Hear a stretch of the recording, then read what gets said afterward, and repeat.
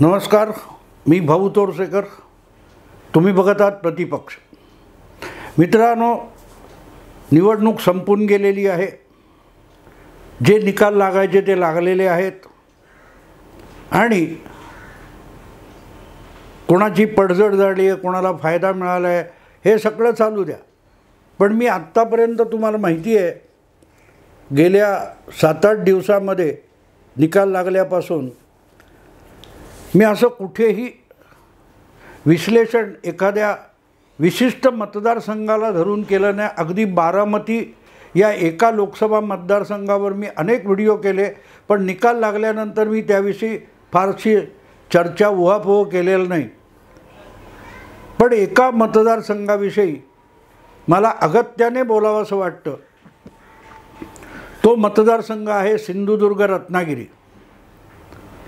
सिंधुदुर्ग रत्नागिरी या मतदारसंघातून भाजपचे नारायण राणे हे विजयी झालेले आहेत आणि मागल्या 2 लोकसभा निवडणुकीत तिथून सहजगत्या निवडून आलेले शिवसेनेचे विनायक राऊत म्हणजे आजच्या उबाठा शिवसेनेचे उमेदवार पराभूत झालेले आहेत.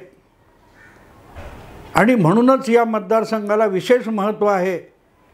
या निमित्ताने जी चर्चा झाली ती चर्चासुद्धा महत्त्वाची आहे की कोकणातून म्हणजे सिंधुदुर्ग रत्नागिरी रायगड आणि ठाणा या 3 जिल्ह्यातले जवळजवळ सगळे मतदारसंघ महायुतीने जिंकले आणि त्यामुळेच बाळासाहेबांचा वारसा आपल्याकडे आहे म्हणणाऱ्या उद्धव ठाकरे यांचा पक्ष हा तसा पुसला गेलेला आहे या सगळ्या मतदारसंघातून, कोकणातून. अर्थात तसं म्हणता येत नाही. याचं कारण एक आहे की मुंबईसुद्धा कोकण मानला जातो आणि त्या कोकण मानल्या जाणाऱ्या मुंबईतल्या 6 जागांपैकी 3 जागी मुंबईत उबाठा शिवसेनेचे उमेदवार निवडून आलेत. ते कसे आलेत हा स्वतंत्र विषय. पण मुंबईचा किल्ला, बालेकिल्ला वगैरे म्हटलं जाणारा कोकण आणि मुंबई या पट्ट्यामध्ये मुंबई वगळता उद्धव ठाकरे यांच्या शिवसेनेला जबरदस्त फटका बसलेला आहे. पण त्यातही महत्त्वाची जागा माझ्या मते सिंधुदुर्ग रत्नागिरी आहे. कारण जवळजवळ 2 दशकापूर्वी उद्धव ठाकरे यांच्याशीच पंगा घेतला किंवा यांच्याशीच वैमनस्य निर्माण झालं म्हणून नारायण राणे यांनी शिवसेना सोडली होती आणि त्यांच्याबरोबर एक करत प्रामुख्याने कोकणातलेच श्याम सावंत, शंकर कांबळी वगैरे असे अनेक शिवसेनेचे आमदार आपापल्या आमदारकीचा राजीनामा देऊन राणेंच्या बरोबर काँग्रेसमध्ये गेले आणि परत निवडूनसुद्धा आले होते. मला वाटते श्रीवर्धनच्या श्याम सावंत यांचा अपवाद केला तर बाकी सगळेच्या सगळे शिवसेना सोडून नारायण राणेंसोबत काँग्रेसमध्ये गेलेले सेनेचे आमदार निवडून आले होते. अगदी मला आठवतं त्यावेळेला नारायण राणे यांनी शिवसेनेच्या आमदारकीचा राजीनामा दिला आणि काँग्रेसतर्फे पहिल्यांदा उमेदवारी केली तेव्हा खुद्द बाळासाहेबसुद्धा त्यांच्या विरोधात प्रचाराला गेले होते. राज ठाकरे, उद्धव ठाकरेसुद्धा गेले होते. तरीही उपरकर नावाचा जो उमेदवार शिवसेनेतर्फे उभा करण्यात आला होता त्याचं जवळजवळ डिपॉझिट जप्त करून नारायण राणे यांनी तो विजय मिळवला होता आणि संपूर्ण कोकणातून आपण शिवसेनेला उखडून टाकू म्हणजे उद्धव सेनेला उखडून टाकू अशी जणू काय शपथ त्यांनी घेतली होती. पण ते त्यांना जे शक्य झालं नव्हतं की यावेळच्या निवडणुकीमध्ये अनवधानाने का होईना झालेलं आहे. कारण संपूर्ण कोकण, ठाणे, रायगड, रत्नागिरी आणि सिंधुदुर्ग या सगळ्या कोकणपट्ट्यातून शिवसेनेचा उबाठाचा कोणीही उमेदवार विजय मिळवू शकला नाही किंवा लोकसभेपर्यंत पोहोचू शकलेला नाही. याला फार महत्त्व आहे मित्रांनो. आणि म्हणून मला असं वाटतं की ज्याची सुरुवात नारायण राणे यांनी 2 दशकांपूर्वी केली होती त्याची अशी विचित्र पूर्तता झालेली आहे. जे काँग्रेसमध्ये जाऊन नारायण राणे करू शकले नव्हते ते आज शिवसेनेचा भाजपचा उमेदवार म्हणून त्यांनी करून दाखवलेलं आहे. अर्थातच नारायण राणेंच्या तुलनेमध्ये विनायक राऊत हा काय करिश्मॅटिक नेता नव्हता. मुंबईतला एक नगरसेवक रमेश प्रभूंच्या जागी विभाग प्रमुख असताना उमेदवारी करून आमदार झालेला असा आणि नेता म्हणण्या इतका प्रगल्भ बुद्धिमत्तेचा किंवा कर्तृत्वाचा उमेदवार किंवा नेता म्हणून विनायक राऊत यांच्याकडे बघता येत नाही. आणि म्हणूनच विनायक राऊत यांचा पराभव नारायण राणेंनी केला म्हणजे काहीतरी मोठी लढाई जिंकली असं मी बिलकुल मानत नाही. कारण विनायक राऊत हा नारायण राणेंच्या तुलनेतला नेता नव्हता. पण एक दुःख असं की 2014मध्ये विनायक राऊत हे मोदी लाटेमध्ये राणेंचा सुपुत्र निलेश राणे यांचा पराभव करून निवडून आले होते. काँग्रेसतर्फे निवडून आले होते. आणि त्यापेक्षा आणखीन एक गंमत अशी की निलेश राणे हे काँग्रेसतर्फे निवडून येताना त्यांचा आणि राष्ट्रवादी काँग्रेसमध्ये असलेले मूळचे शिवसैनिक भास्कर जाधव यांचा खटका उडाला होता. आणि त्यामुळे विनायक राऊत हे मुंबईतून ये जा करणारे पण रायगड रत्नागिरीमध्ये राहून नारायण राणे यांच्याशी पंगा घेतलेले म्हणूनच आपल्याला भास्कर जाधव यांच्याकडे बघावं लागतं. नारायण राणे गेल्यानंतर शिवसेना सोडून गेल्यानंतर 2019च्या निवडणुकीपूर्वी भास्कर जाधव परत शिवसेनेत आले आणि तेव्हापासून राऊत यांच्यापेक्षाही अधिक तावातावाने नारायण राणेंच्या विरोधात आघाडी उघडणारा नेता म्हणून भास्कर जाधव यांच्याकडे बघितलं पाहिजे. त्यांचा जो काय चिपळूण गुहागर असा मतदारसंघ आहे तिथे मध्यंतरी खुद्द नारायण राणे यांचे सुपुत्र निलेश राणे वगैरे यांनी गुहागरमध्ये जाऊन आणि काय तो चिपळूणमध्ये जाऊन त्यांना धक्का देण्याचा वगैरे प्रयत्न केला होता. त्यावरून खडाजंगी झाली होती. अगदी नारायण राणे किंवा त्यांच्या ताफ्यावर दगडफेक करण्यापर्यंत मजल गेली होती. आणि आपल्या कार्यालयासमोर येऊन हुलकावण्या दाखवल्या असा दावा करीत त्या दंगलखोर जमावाचं नेतृत्व भास्कर जाधव यांनी केलं होतं.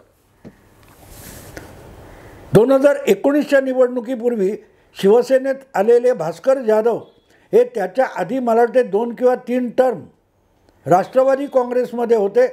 तिथून त्यांनी मंत्री म्हणून पण मिरवलेलं होतं. नंतरच्या काळात राष्ट्रवादी काँग्रेस पक्षाचे राज्य प्रदेशाध्यक्ष होण्यापर्यंत त्यांची मजल गेली होती. पण 5 वर्ष विरोधात बसल्यानंतर त्यांना परत शिवसेना भाजप युतीतून सत्तेची ऊब हवी होती. म्हणूनच ते 2019च्या निवडणुकीपूर्वी शिवसेनेत परतले आणि इतका तडकाफडकी राजीनामा देण्यासाठी त्यांनी रत्नागिरीहून विशेष विमानाने औरंगाबादला जाऊन आपल्या आमदारकीचा राजीनामा दिला होता. आणि तेच विमान पकडून मुंबईत येताना थेट मातोश्री गाठली होती आणि ते शिवसेनेत आले होते. पण पुढल्या काळात आपली उद्धव निष्ठा दाखवण्यासाठी त्यांनी शक्य तितका सातत्याने नारायण राणे यांच्याशी पंगा घेतला होता. त्यामुळे विधानसभा निवडणुकीत सुद्धा त्यांना आपण पाडू असा चंग नारायण राणेंचे पुत्र निलेश राणे यांनी बांधला होता. पण ते शक्य झालं नाही. आणि पुढल्या काळात राणे विरुद्ध जाधव अशी काय म्हणतात जुगलबंदी ही सातत्याने रंगलेली आहे.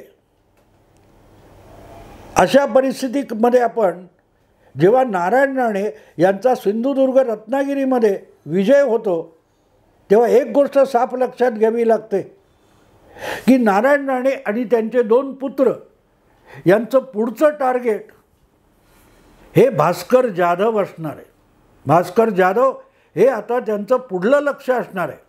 अर्थात एक गोष्ट, ही सगळी निवडणूक संपल्यानंतर नारायण राणे यांनी आपली एक खंत बोलून दाखवलेली आहे की आपल्या निवडणुकीमध्ये अडथळे आणणारे आपल्या गोटातले होते, तसेच पलीकडच्या गोटातले होते आणि त्यांचा रोख लपून राहिलेला नाही.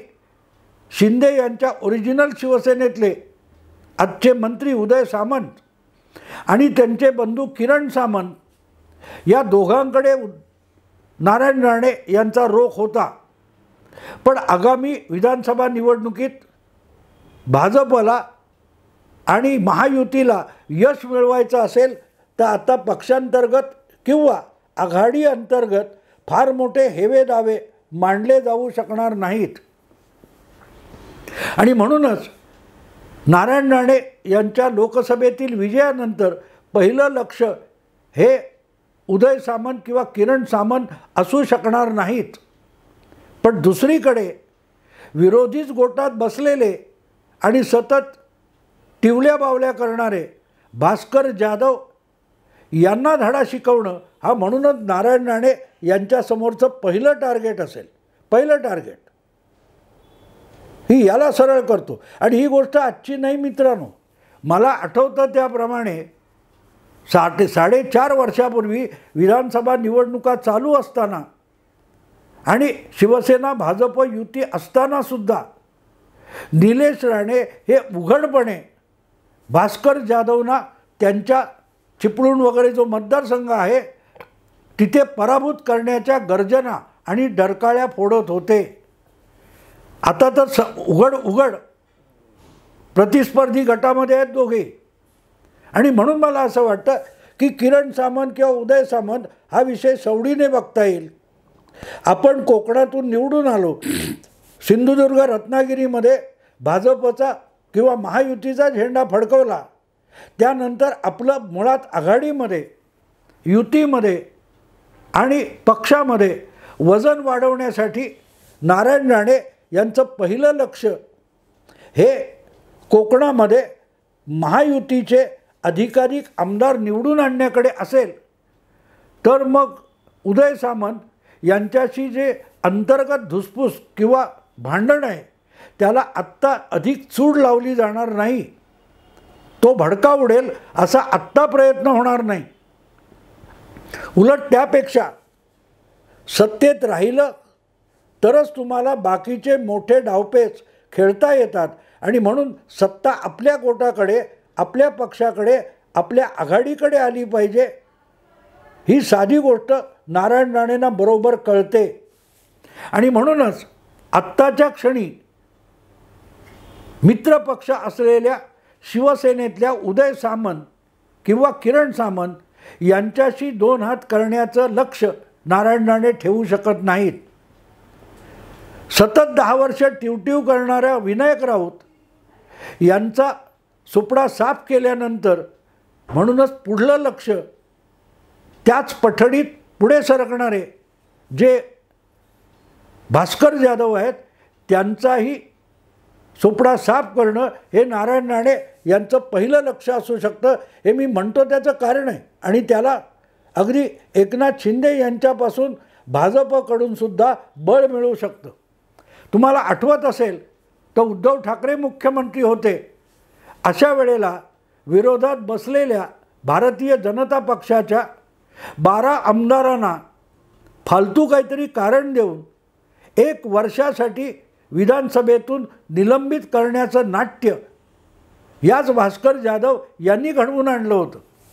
विधानसभेचं अधिवेशन चालू होतं आणि अध्यक्षांच्या तालिकावर असलेले आणि प्रासंगिक विधानसभा अध्यक्ष म्हणून बसलेले भास्कर जाधव यांनी भाजपच्या अनेक आमदारांनी आपला सभापती म्हणून अपमान चेंबरमध्ये केला असा दावा करून एकामागून एक 12 आमदारांची नावं पुकारली आणि त्यांच्याविरुद्ध प्रस्ताव आणून त्यांना विधान भवनाच्या परिसरामध्ये सुद्धा फिरकण्यावर प्रतिबंध लावला होता, निलंबन केलेलं होतं. सुप्रीम कोर्टामध्ये जाऊन आशिष शेलार आणि भाजपच्या आमदारांनी आपली आमदारकी परत मिळवली होती. हा सगळा मी प्रसंग एवढ्यासाठी सांगतोय की उद्धव ठाकरे यांच्या नजरेत भरावं आणि आपली मंत्रिपदी वर्णी लागावी म्हणून भास्कर जाधव हे सातत्याने गरज नसतानाही भाजपशी पंगा घेत होते. आणि म्हणूनच जर उद्या भास्कर जाधवांना त्यांच्याच मतदारसंघात पराभूत करण्याच्या विडा नारायण राणे उचलणार असतील तर भाजपच्या महाराष्ट्रातल्या सगळ्या दिग्गज नेत्यांचा त्यांना पूर्णपणे पाठिंबा असेल, पूर्णपणे पाठिंबा असणार. आणि ही बाब लक्षात घेतली तर लोकसभेच्या विजयानंतर नारायण राणे यांच्यासमोरचं पहिलं आपल्या प्रभाव क्षेत्रातलं लक्ष भास्कर जाधव असणार आहे. काही कुजबूज पण ऐकले की कुठल्याही परिस्थितीत भास्कर जाधव यांची जी जागा आहे ती सध्या अर्थातच शिवसेनेची म्हणून एकनाथ शिंदे गटाकडे जाऊ शकते, तर ती आपल्याकडे मागणं असा निलेश राणे यांचा प्रयास चालू आहे. त्यांना नुसतं आमदार होण्यात इंटरेस्ट नाही आहे, त्यांना भास्कर जाधव यांना त्यांच्याच बालेकिल्ल्यात जाऊन पराभूत करण्यामध्ये विशेष रस आहे. आणि त्यामुळे वरिष्ठांच्या नजरेत भरून आणि भाजपच्या महाराष्ट्रातल्या श्रेष्ठींना खुश करून भास्कर जाधव यांचा मतदारसंघ भाजपकडे आणणं आणि तिथून निलेश राणे यांना उमेदवारी मिळवणं हा राणे परिवाराचा प्राधान्याचा विषय असू शकतो. अर्थात हे भांडण वैयक्तिक आहे, अगदी पारिवारिक किंवा व्यक्तिगत पातळीवर आहे, हे सत्य आहे. पण त्याला भाजपच्या नेतृत्वाकडून सहसा पाठिंबा मिळाला नसता. तो मिळू शकतो याचं कारण फक्त राणे परिवाराला किंवा कुटुंबाला भास्कर जाधव यांनी दुखावलेलं नाही. त्यांनी हे सगळ्या उचापती करताना भाजपलाही दुखावलेलं होतं. उद्धव ठाकरेंना खुश करायचं म्हणून तालिका अध्यक्ष असताना भाजपच्या 12 आमदारांना निलंबित करून आपली ताकद किती आहे, आपण किती चलाख चतुर आहोत हे दाखवण्याचा प्रयत्न भास्कर जाधवांनी केला. त्याचा फायदा त्यांना कुठलाही मिळाला नाही. पण राणे यांच्या नजरेत, राणे कुटुंबीयांच्या नजरेत भास्कर जाधव अधिक खुपत गेले, ही वस्तुस्थिती आहे. मला आठवतं ज्या वेळेला गेल्या विधानसभेच्या निवडणुका संपल्या त्यानंतर भास्कर जाधव यांची मंत्रिमंडळात मुख्यमंत्री होऊनसुद्धा उद्धव ठाकरे यांनी वर्णी लावली नाही. तेव्हा एक प्रतिक्रिया देताना भास्कर जाधव म्हणाले होते की अजून जुना राग आहे की काय. आणि जुना राग म्हणजे काय तर अनेकांना माहिती नसेल, पण मला वाटते 2004 वगैरे साल असेल. 2004 भास्कर जाधव यांना संगमेश्वर काय कुठून तरी शिवसेनेची उमेदवारी नाकारण्यात आली होती. तेव्हा भास्कर जाधव यांना कलानगरात मातोश्रीवर प्रवेशसुद्धा नाकारण्यात आलेला होता. आणि त्यांनी कलानगरच्या गेटवर उभं राहून पत्रकारांना प्रतिक्रिया दिली होती की मला बाळासाहेबांनी तिकीट नाही म्हणावं, मी ऐकायला तयार आहे, पण त्यासाठी मला बाळासाहेबांची भेट घ्यायची आहे. तर त्यांना कलानगरचं गेटसुद्धा ओलांडू दिलेलं नव्हतं. आणि त्यामुळेच संतापलेले, चवताळलेले भास्कर जाधव हे मातोश्रीवरून निघाले.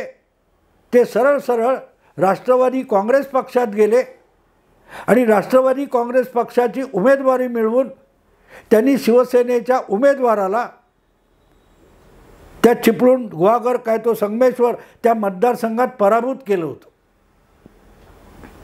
त्यानंतर त्यांना राष्ट्रवादीने मंत्रिपद पण दिलं. हे सगळं असतानाही 2019च्या निवडणुकीपूर्वी भास्कर जाधव परत शिवसेनेत आले.